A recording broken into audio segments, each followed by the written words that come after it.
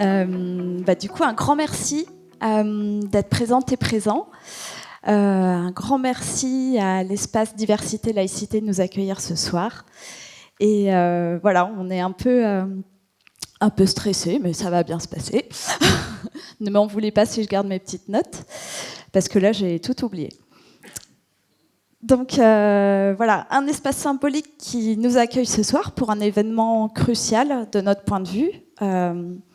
Nous, le CHU, comme Médecins du Monde, qui co-organisons cette soirée.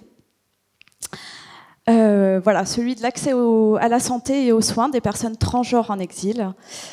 En effet, les personnes transgenres rencontrent un certain nombre d'obstacles, comme vous le savez, à l'accès aux soins de qualité, sont souvent stigmatisées, discriminées, attaquées, parfois même violentées, et les médias nous le rappellent assez bien de manière quotidienne ces derniers temps, tant dans l'espace public que dans l'espace intrafamilial. Les inégalités persistent, se creusent, les médias renforcent parfois la transphobie, malheureusement.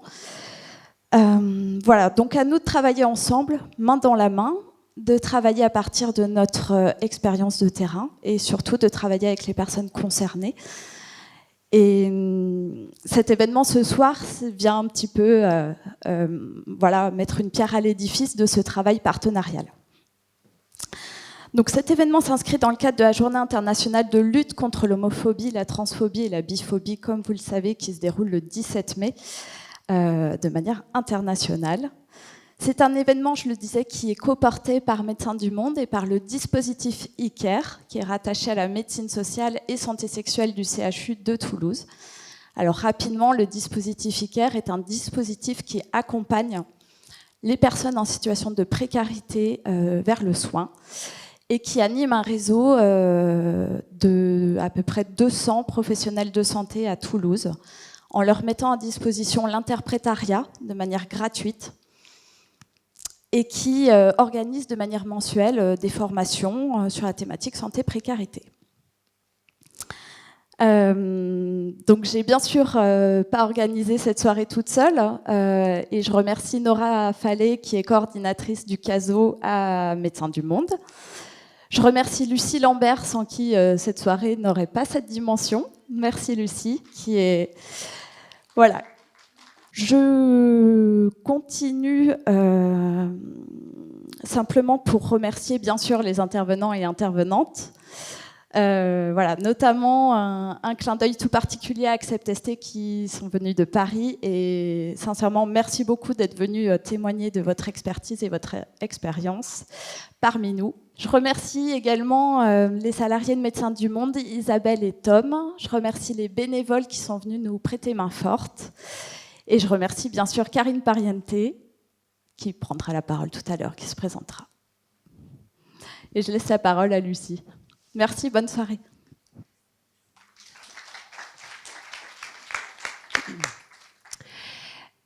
Eh bien, il manque un merci, entre autres, c'est merci à toi, Marie, déjà de m'avoir fait rougir dès le début de la soirée.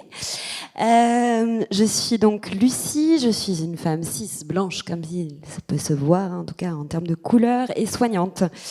Je vais passer la parole à Nora pour qu'elle se présente de suite. On va co-animer la soirée. Je suis Nora, je suis aussi une femme cisgenre. Moi, je suis coordinatrice du CASO. Le CASO, c'est le centre d'accueil de soins et d'orientation de Médecins du Monde à Toulouse. C'est un centre qui a vocation à accueillir des personnes qui rencontrent des difficultés dans l'accès aux soins pour les aider, les accompagner à lever ces barrières. La barrière majoritaire que rencontrent les personnes qu'on accueille en ce moment, c'est l'absence de couverture maladie. Et donc, ce sont majoritairement des personnes primo-arrivantes sur le territoire français.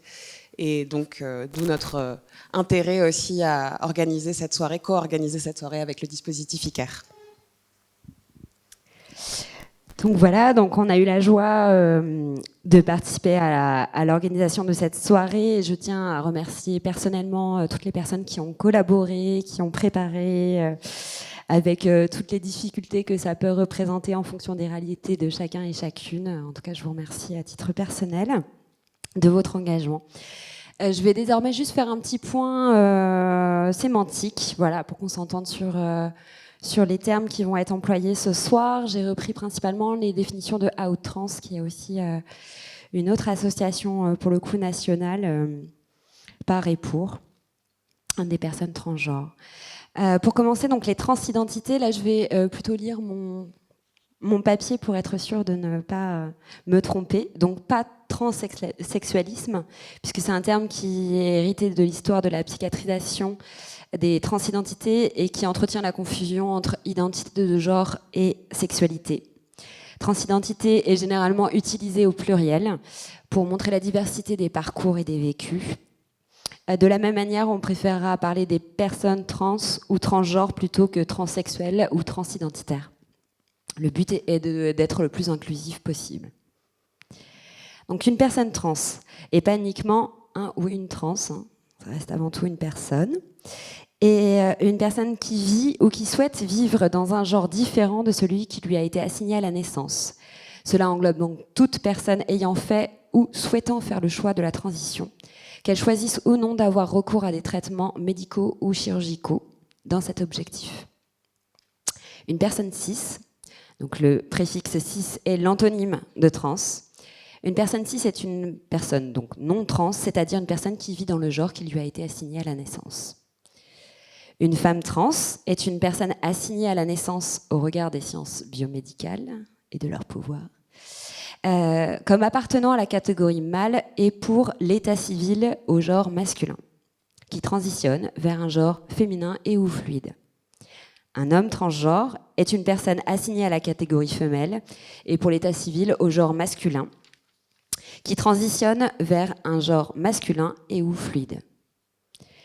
Une personne exilée ou en situation d'exil, je suis désolée, ça fait un peu dictionnaire, mais c'est pour être sûr qu'on est tous d'accord, correspond à toute personne qui réside avec ou sans droit dans un pays étranger, quelles que soient les causes du mouvement et quels que soient les moyens réguliers ou non utilisés pour s'exiler. Ce départ est contraint. Donc après ce rappel lexical, nous tenions à souligner aussi que la soirée s'inscrit dans un contexte de forte attaque contre les droits des personnes trans et des personnes exilées ou racisées négativement.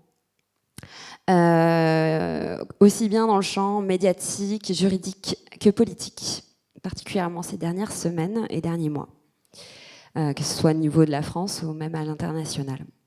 Nous condamnons donc toute forme de discrimination et d'oppression, particulièrement la transphobie et le racisme, qui sont le rejet ou la haine des personnes trans, des transidentités et des personnes racisées négativement, qu'elles s'expriment de manière ouverte et violente ou de façon insidieuse. Nous souhaitons donc que cette soirée soit la plus interactive possible et riche en échanges et qu'elle soit dans le respect de chacun et de chacune. Maintenant, je vous propose de commencer, de laisser place à Karine et Julien qui vont introduire en recontextualisant un petit peu les choses. Karine est médecin, chef de service de la médecine sociale et de santé sexuelle. Et Julien est médecin libéral à la maison de santé Toulouse Constellation, mais aussi à la consultation chemsex au lounge de l'association AID. Et intervenant pour la formation universitaire en médecine générale de l'université Paul Sabatier, membre du réseau ICARE. Je te laisse la parole, Julien. Du coup, j'ai 7 minutes. 7 minutes pour faire un peu le show, 7 minutes pour vous réveiller, 7 minutes pour planter le contexte national, international, le contexte toulousain. On l'a déjà dit, le contexte international, c'est obligé de parler de ce contexte quand on veut faire une table ronde comme on l'a fait ce soir. Il y a une attaque, il y a des attaques systématisées et organisées des droits LGBTQIA+ dans le monde entier. Et au centre de ces attaques, particulièrement, sont visées les personnes trans. Et on va parler de plusieurs thèmes ce soir, notamment la dépsychiatrisation. Et ces attaques sont toujours centrées autour de ça. C'est repsychiatriser les parcours, avoir des injonctions sur le corps des personnes. C'est pas anodin, hein. Parfois, on a l'impression qu'il y a des luttes et que c'est pas tout à fait lié. Quand une quand un État comme les États-Unis vient au niveau fédéral remettre en question l'avortement, on vient questionner en fait une injonction sur le corps des personnes. Quand des mairies remettent en question des lectures drague pour des enfants, ça vient questionner une confusion entre le genre et l'expression du genre. Et donc sociétalement, ça met un lit très inconfortable et très dangereux pour des personnes en transition ou qui sont en questionnement. C'est important de dire ça parce que ce contexte international, il n'est pas anodin et il vient faire des échos au niveau national. Si comme moi, vous avez un Instagram ou un Snapchat rempli d'arc-en-ciel ou de drapeaux roses et bleus, vous avez vu les appels à la mobilisation qu'il y a eu début mai parce qu'il y a des propositions de loi et des arguments systématisés pour faire des injonctions sur le corps des personnes trans et des mineurs trans. C'est important de le dire parce que mon rôle là, c'est de replacer un peu dans le contexte pour celles et ceux qui ne sont pas forcément les plus militants, les plus renseignés sur la question de... là, on va parler de quelque chose de très particulier, c'est-à-dire je suis en transition et en plus j'ai des difficultés d'accès aux soins par rapport à une situation de précarité ou parce que j'ai pas de papier, etc., etc. Et ça, il faut comprendre qu'avant même de parler de cette question-là, tout ce que je vous dis, c'est déjà le cas. C'est des barrières d'accès aux soins qui sont déjà présentes chez des personnes qui parlent bien français, qui ont un médecin traitant, qui connaissent le système de soins. Ça étant dit, sur le niveau international, je vais zoomer sur la partie toulousaine. On va, avec Karine, partir, après avoir fait l'introduction, parce que trop longtemps, on reste, mais on part. Parce que, j'explique pourquoi. Qu'est-ce qu'il raconte? Pardon, qu'est-ce qu'il raconte? Je colle bien le micro. Pendant longtemps, la parole sur ces sujets a été monopolisée par des personnes cisgenres et des personnes qui sont des soignants-soignantes. Aujourd'hui, le fait d'être racisé négativement, d'être gay, d'être militant, d'accompagner des personnes en transition ne me donne pas le droit d'approprier cette parole et de parler au nom des personnes concernées. Donc ce soir, on va beaucoup laisser la place aux personnes concernées. Donc je vous propose, pour faire le zoom sur la partie toulousaine, de me mettre dans les yeux de moi, un petit médecin généraliste qui accompagne des personnes, et de voir en fait ce que j'ai quotidiennement comme demande. Et les demandes, c'est toujours de plus en plus de demandes, pour plein de raisons différentes. Des demandes de plus en plus loin, parce que oui, docteur, effectivement, j'ai été mal accueilli, j'ai été mutilé, j'ai été agressé dans mon parcours. Des demandes de plus en plus non-binaires, parce que même si des soignants se disent formés à l'approche des transidentités, de la non-binarité, ça leur fait un peu un mindfuck de se dire « Oh mon Dieu, une personne non-binaire qui transitionne, qu'est-ce qu'on fait quoi ?» Donc de plus en plus de personnes viennent pour trouver refuge dans des cabinets, et en tout cas, j'ai l'impression de ne pas trop faire de bêtises, à part que les patients et patientes parfois galèrent à m'avoir en consultation. Bon, ça c'est le lot de tous les médecins généralistes. J'ai de plus en plus de demandes qui me font dire quand même qu'il y a une centralisation de certaines connaissances et aussi un peu un laxisme. Il y a beaucoup de soignantes dans la salle. Ah ben, il y a Julien qui sait, hein, donc on va envoyer chez Julien. On va parler de formation aussi tout à l'heure. Bon, c'est un peu facile de faire ça et de déresponsabiliser les gens par rapport à l'accompagnement. J'ai beaucoup de demandes qui sont liées à des soucis de posture aussi. On en parlera beaucoup ici, de posture dans le soin.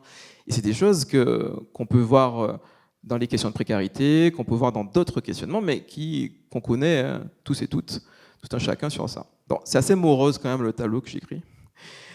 Pour finir avec une touche plus positive, quand même le fait de voir tous les intervenantes de ce soir, de nous voir tous et toutes ici, c'est assez fantastique parce qu'il y a des choses à faire. Hein. Et comme dirait un grand esprit que je ne citerai pas parce qu'il ne veut pas être cité, le fait qu'il y ait des attaques fortes en ce moment, ça prouve aussi que les droits sont en train de changer et qu'il y a peut-être quelque chose là qui se joue. Il faut être au tournant aussi de ce rendez-vous et pouvoir être aussi dans des positions d'alliés importantes pour nous et pour tout le monde.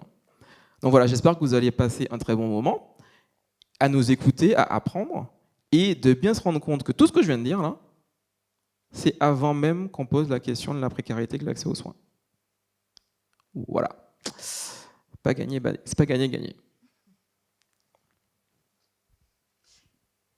Merci.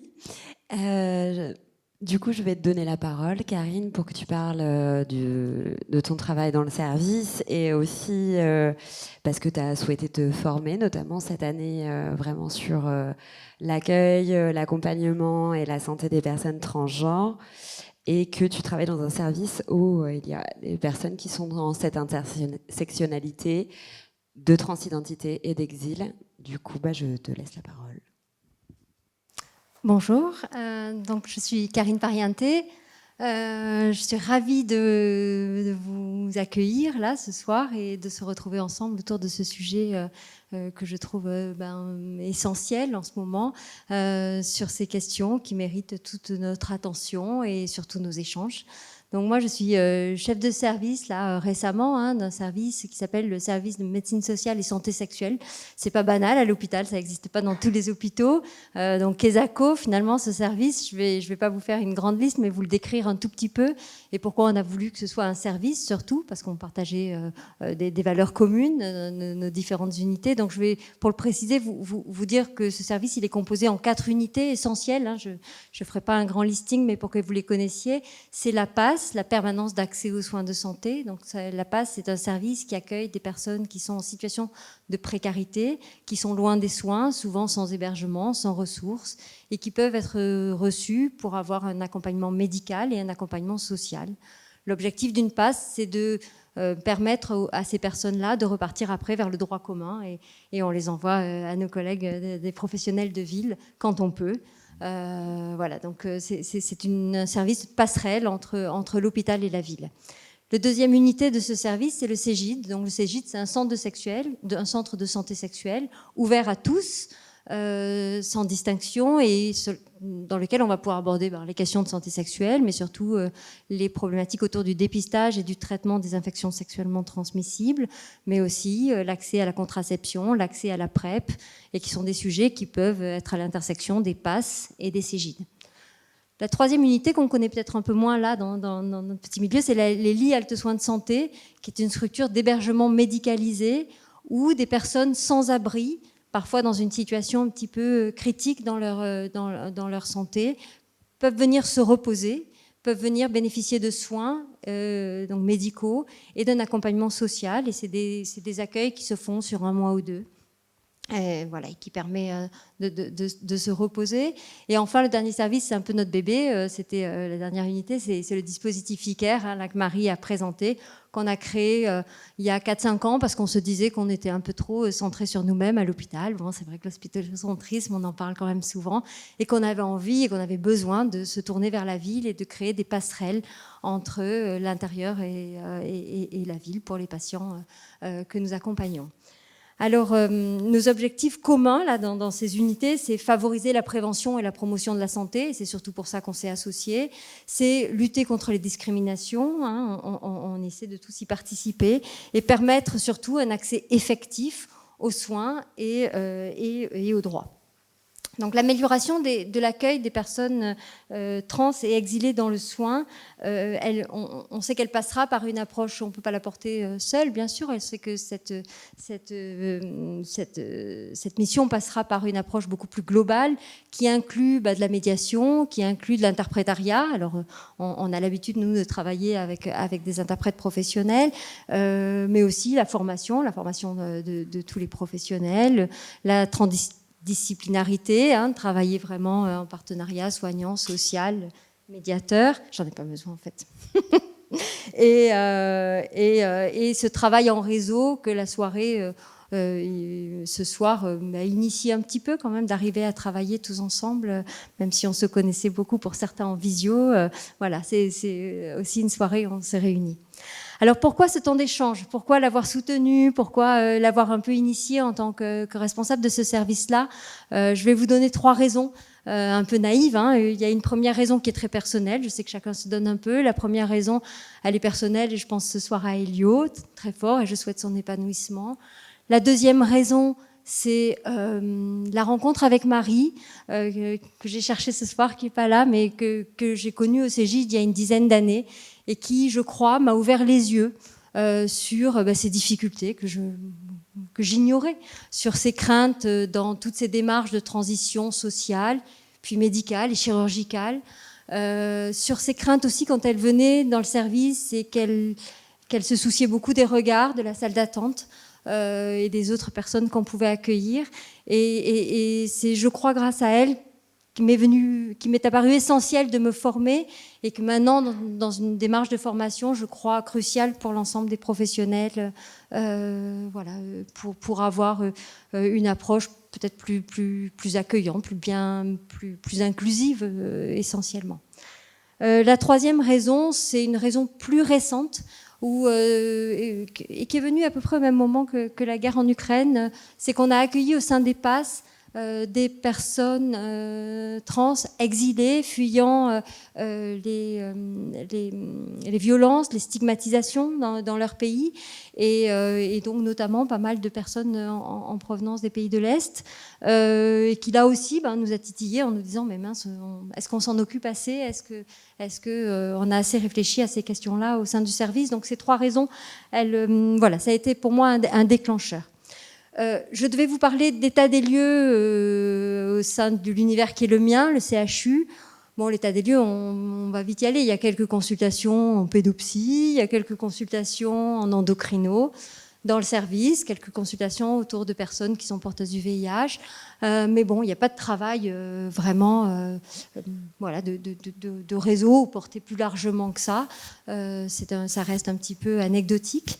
Mais au-delà de cet état des lieux local qui n'est pas très intéressant, enfin de CHU qui n'est pas forcément très intéressant, il y a une question qui m'intéresse tout particulièrement ce soir et que j'aimerais vraiment qu'on discute ou arriver à vous poser, et je suis sûre que nos échanges vont permettre de l'aborder, c'est comment faire pour que des pratiques de soins ne reproduisent pas les stigmatisations des plus fragiles. Et en d'autres termes, la question que je me posais, c'est faut-il mettre en place des lieux de soins spécifiques pour les personnes transgenres de genres divers, en termes de structure, de modalités d'accès, de spécialisation. Cette question, elle a été posée très souvent dans notre histoire médicale. Elle a été posée avec l'apparition du VIH à un certain moment, où on a mis des filières spécifiques. Elle a été posée pour les personnes en situation de précarité, quand on a créé les PASS il y a 20 ans, parce que sinon il n'y avait pas d'accès aux soins pour ces personnes-là. Elle a été créée pour les personnes usagées de drogue, quand on a créé les CARUD, les XAPA.